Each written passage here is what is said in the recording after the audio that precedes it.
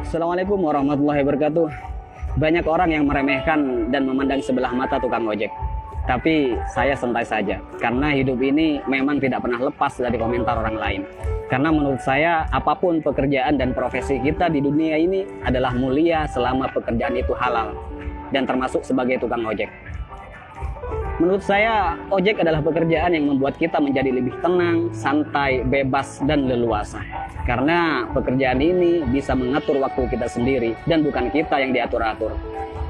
Ada yang mengatakan hidupnya kurang beruntung karena jadi tukang ojek. Justru menurut saya, jadi tukang ojek adalah keberuntungan yang luar biasa.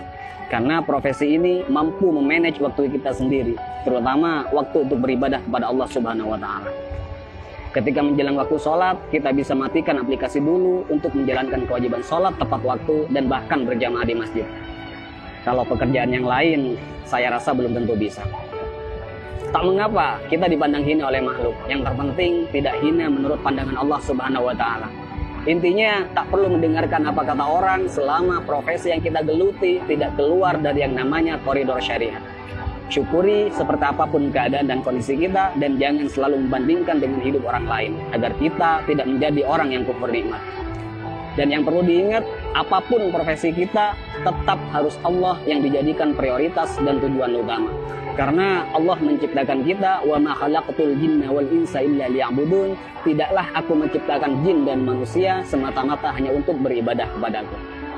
Maka apapun status kita, apapun profesi kita dan pekerjaan kita, dan apapun peran kita dalam hidup, niatkan semuanya untuk ibadah kepada Allah Subhanahu wa Ta'ala.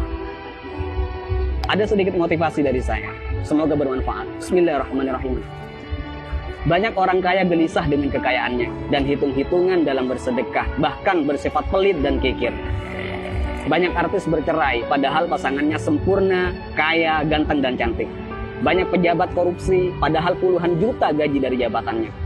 Banyak polisi yang tak mengayomi tapi malah memeras rakyat. Ada yang mengatasnamakan perjuangan malah menilap dana bos. Banyak pembisnis sukses tapi tidak jujur. Banyak yang masih bergelut dengan riba hanya untuk gaya hidup. Ada yang menguasai banyak ilmu agama tapi gemar bermaksiat dan tak mengamalkan ilmunya.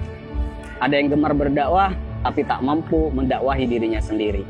Ada yang suka minum khamr, narkoba dan berzinah dengan alasan kesenangan. Ada yang sudah berkeluarga dan bahkan punya anak merasa kurang tentram, seolah jauh dari kata sakinah, mawaddah, warahmah. Ada atasan yang suka menyunat uang bawahannya. Ada seorang guru atau karyawan yang suka korupsi dan bahkan korupsi waktu. Ada yang punya proyek dan tidak jujur dengan proyeknya. Banyak dokter, perawat, dan bidan yang tidak lemah lembut, tidak jujur, dan bahkan terkadang tidak memanusiakan pasiennya. Ada yang sibuk mencari dunia sampai lupa pada Tuhannya dan lalai dalam sholatnya. Dan masih banyak lagi kasus-kasus yang tidak bisa saya sebutkan semuanya. Mari kita berpikir, kenapa mereka demikian?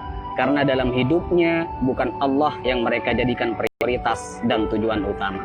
Karena jika Allah yang mereka jadikan prioritas dan tujuan utama dalam hidupnya, maka sangat mustahil mereka berbuat demikian. Wa may yuhajir fi sabilillah yajid fil ardi muraghaman katsiran wa sa'a. Ayo kita berhijrah. Karena ketika kita berhijrah dan lalu Allah kita jadikan prioritas dan tujuan utama dalam hidup, maka Allah akan meluaskan rezeki dan kelapangan hati untuk kita.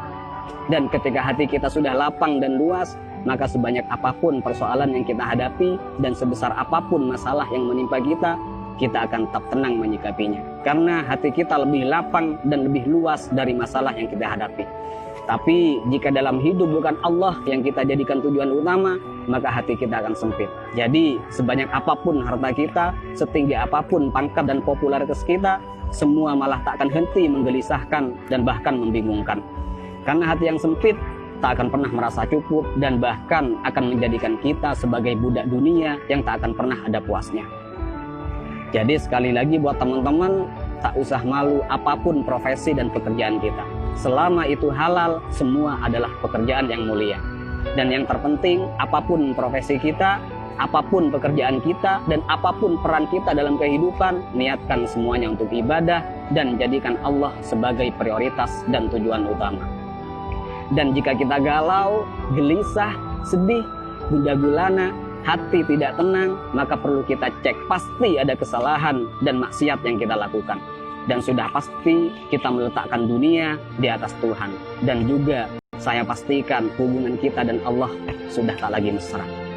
Jadi kesimpulannya, tolak ukur ketenangan dan kebahagiaan bukanlah kekayaan, bukan jabatan, dan bukan popularitas. Tapi tolak ukur ketenangan dan kebahagiaan adalah tergantung di mana letak Allah di hati kita. Assalamualaikum warahmatullahi wabarakatuh.